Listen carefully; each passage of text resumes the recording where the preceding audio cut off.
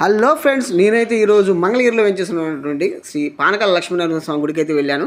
ఇదిగోండి ఆలయ ప్రాంగణం అంతా కూడా నేను వీడియో తీశాను, చూడండి చాలా బాగుంది. ఇక్కడ వెండి బంగారు బల్లులు ఉన్నాయండి. ఇక్కడ దర్శనం చేసుకుంటున్నారు జనం అందరూ కూడా, భక్తులందరూ కూడా. ఆ తర్వాత ఇది వచ్చేసరికి శ్రీవారి పోటు, స్వామివారికి ప్రసాదాలన్నీ కూడా ఇక్కడే తయారవుతాయి. ఆ తర్వాత ఇదిగోండి ఇక్కడ మీకు కనిపిస్తుంది కదండి రెడ్ వైట్, అది వచ్చేసరికి తులసి కోట అండి. తులసి కోట ఇది శ్రీవారి పోటు, ఇది వచ్చేసరికి తులసి కోట. ఇది ఓన్లీ తిరుపతిలో తర్వాత మన మంగళగిరిలో మాత్రమే ఉందండి. ఇదంతా కూడా వాహనశాల, వాహనాలు స్వామివారికి వాహనాలు చేస్తారు కదండి, వాహన సేవలు జరుగుతాయి కదా, అవన్నీ అక్కడ ఉన్నాయి. ఇది వచ్చేసరికి నిత్య కళ్యాణ మందిరం తయారవుతూ ఉంది. ఇదిగోండి ఇక్కడ వేణుగోపాల స్వామి గుడి ఉంటుంది లోపలే ఇన్సైడ్. ఇదిగోండి నేనే వీడియో తీస్తున్నాను. తర్వాత వచ్చేసరికి ఇది ధ్వజస్తంభం.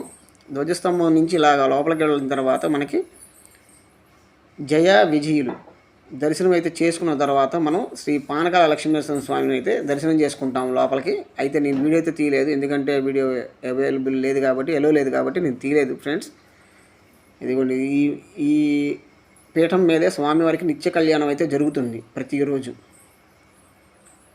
ఆ తర్వాత ఇదిగోండి ఇక్కడ వచ్చేసరికి స్వామివారి దర్శనం అయిపోయిన తర్వాత అమ్మవారి దర్శనం, శ్రీ రాజ్యలక్ష్మి అమ్మవారి దర్శనం ఇదిగోండి ఇక్కడ జరుగుతుంది మనకి.